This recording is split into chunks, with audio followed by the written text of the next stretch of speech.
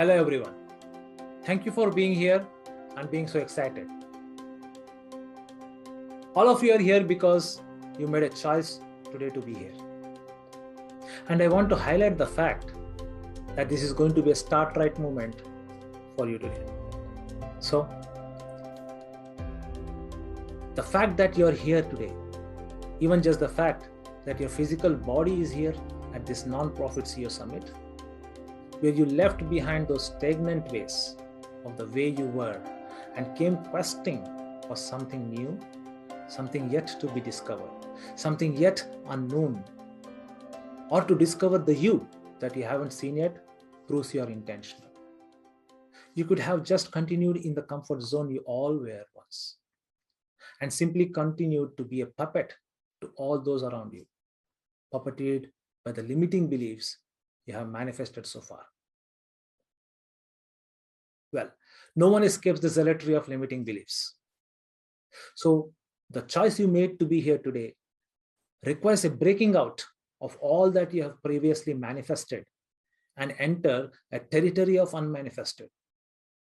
And it is that unmanifested territory which separates those who run their lives on autopilot to those who can design to lead their lives. And this is what makes us different, friends. You may not realize it. You may have come here through a random cause and effect, but still, forces both unknown and known have arrived together in this moment to create the you here. And with every breath you take, you're actually roaring. With every decibel you sound, you're actually declaring the mandates that the antiquated ways in which you are conditioned doesn't seem to work anymore. You have to realize what you're declaring to yourself. You'll have to separate yourself from what Kierkegaard referred to as the mass man. You have to be the one who is standing out from the crowd. So don't just sit hearing what I'm going to say today. Don't just sit here by happenstance. Whatever you're hearing, feeling, and thinking in this moment, own it, embody it. And by doing this, you'll be severing yourself from the cowardness of the crowd. Friends, by joining this non-profit CEO Summit, you're entering into your own belief system to change it by yourself. I know people who have turned their hobbies into services and are successful in helping individuals and groups of people. Surely they may have had to sacrifice a steady paycheck for their happiness. But not one of them either turned back or gave up. So, while no job or a business is perfect for serving all people in all walks of life, the important thing to be is to be intentional in serving. And that intention is not going to be an accident. It has to germinate with a thought in your mind. About 100 years ago, a noble lady named Sitamma was famously known as the goddess of food and nourishment. She was so called because no traveler with hunger has ever left her village with an empty stomach. She used all her wealth to feed that hungry people and ended up in poverty and destitute. She had one dream to complete a pilgrimage, and she started her journey with that leftover money. In the middle of the journey, she met a poor family, and when she heard the father consoling and comforting his family, giving them a hope that they will reach a village very soon and they will get some food for sure, she turned back and reached her home and was ready with the food prepared for the family that was about to arrive with hope. Such was her intention to serve the humanity. She left a legacy behind. And even today, hundreds of hungry travelers get food for free from that house. Well, she didn't complete her pilgrimage, but certainly she attained significance. My dear friends, We always have expectations from our life. The question to ask ourselves, what life is expecting from us? And when you get an answer to it, you will realize that your life has a purpose to fulfill. Now, what does it take to fulfill your purpose and be successful? Ask around and you will find different answers to the formula of reaching the purpose. The truth is, life leaves clues. And you can reach the purpose by observing the common qualities and principles. They are simple and considered to be common sense. But most people simply do not follow them. You don't have to wait for everything to be perfect. Start with the first step and keep moving. You prepare, repair, and re-prepare. You must be ready to receive what you desire. Set your sights on the destination that you want to reach. Then work hard. Prepare for the moment where the opportunity knocks at your door. There is no substitute for hard work. You need to build your character and work hard on yourself and to achieve your purpose. Do the right things and do them in the right way. Do not procrastinate and take bold actions. Craft your legacy. While you work so hard, you may not win all the time. Sometimes you win and sometimes you learn. Do not see failures as failures. See them as important learning lessons. Now, by adopting this mindset of turning each failure into learning lesson or an opportunity, you can never fail until you yourself quit. So, let me ask you this question. What do you want to become when you grow up? I'm sure you were asked this question at least once when you were youngsters. But when asked this question, did you have an answer ready? Or did you need a few minutes to think about it? You all had dreams, isn't it? I had to. Dreams of becoming something great like a teacher, a fireman, an army person.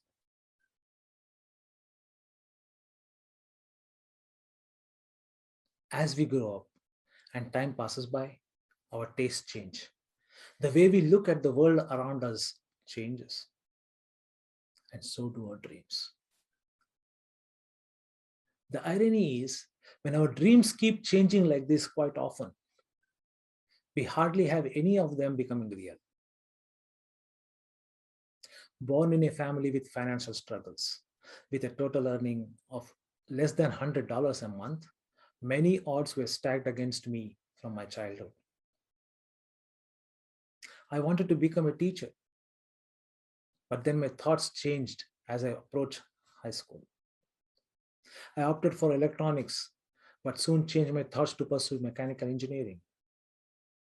After graduating, I had a chance to do a master's in Germany, but then a thought changed my mind to go for a job instead.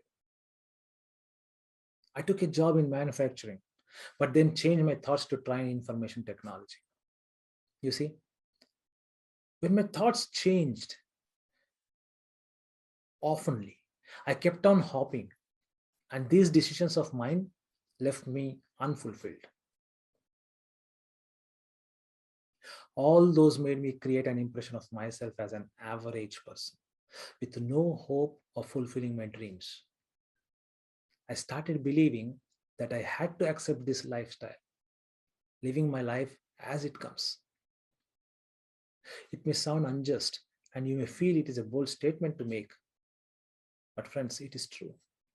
It is true that I was programmed in so many ways to limit myself in how I think and how I act.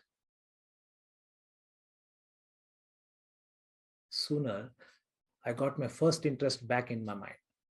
Triggering a new thought, I thought of starting an unconventional school to help youth develop a growth mindset and learn leadership with which the current education system has no focus on.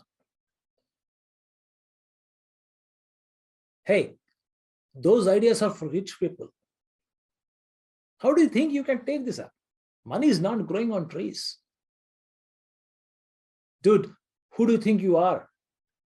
Just play the cards that you have dealt in your life. Are these verbal metaphors familiar to you? Well, certainly I was told all of these things, which encapsulated my mind, my beliefs, thoughts, and actions in a limited fixed mind. Later, as I learned, explored, and saved my experiences from those, I realized I cannot be what I want to be by remaining what I am.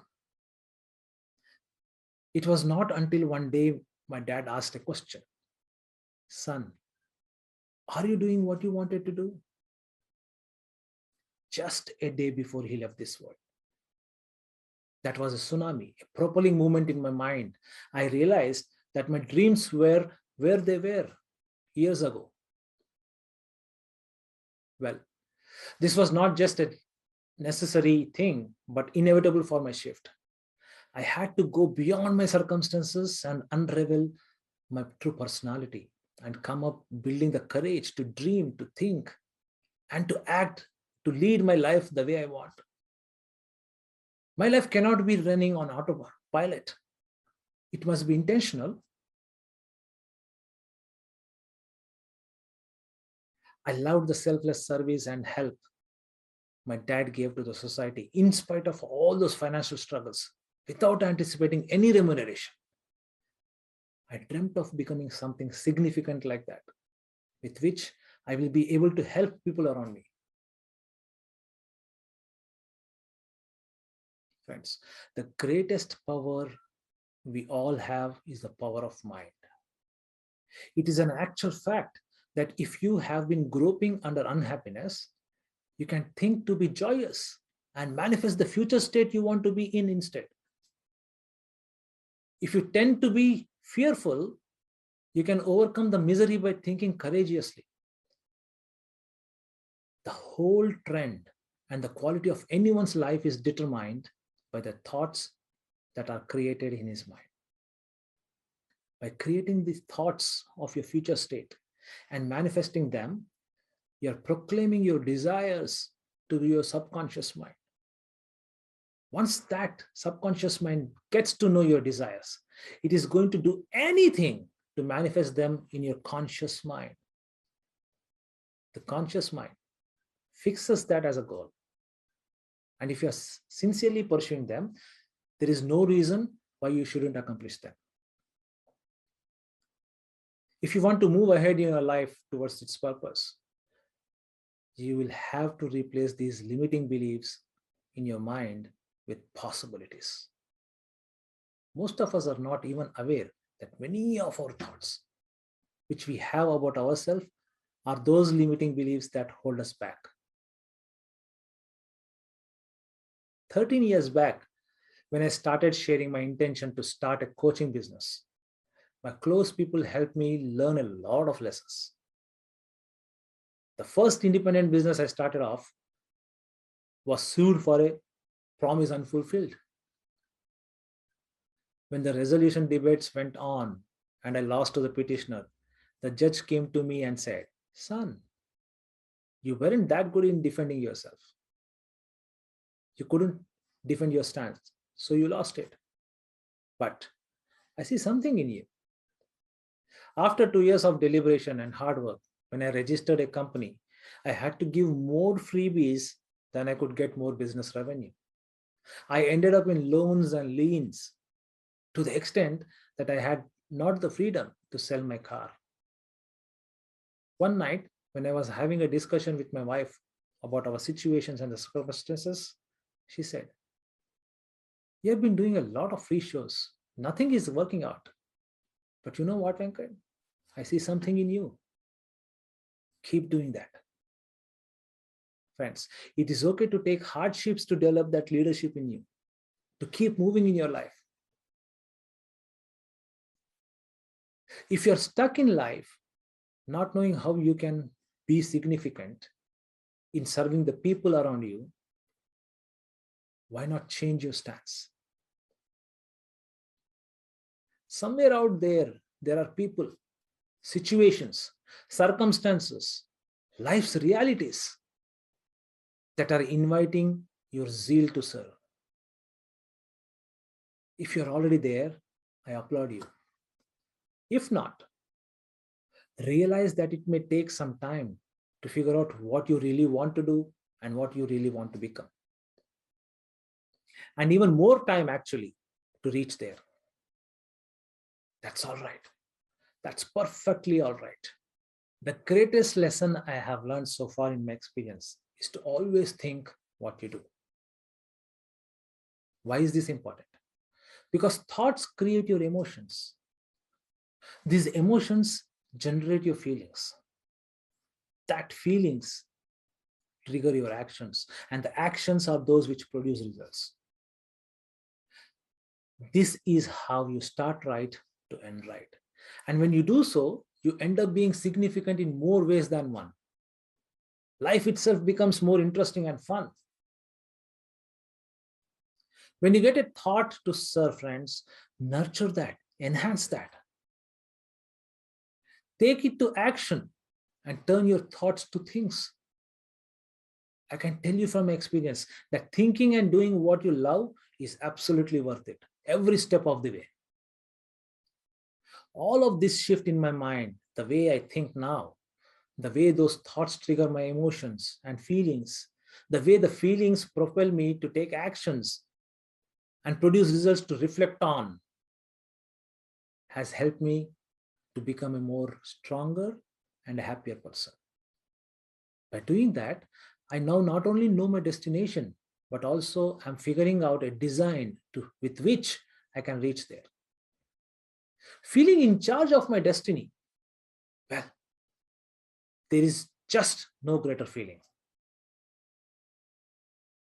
I spent the majority of my time studying, applying, and teaching the principles of human potential and help people think success. Today, I run programs and conduct workshops with a value to add value to people. This was the dream I had during my childhood. It took long to turn these thoughts into things, but I did. And this is the power of the mind. Friends, thoughts are the preamble of everything. I am now able to lead my life by design, not just live by default. And I'm able to do this only by changing the way I think. So, my dear friends, train your mind in a way that it sees good in everything. Find a way to create thoughts in the direction of what you want to do. Do what you love and love what you do, whatever that may be. You will be happier for it, trust me. And I promise you'll never look back. Thank you.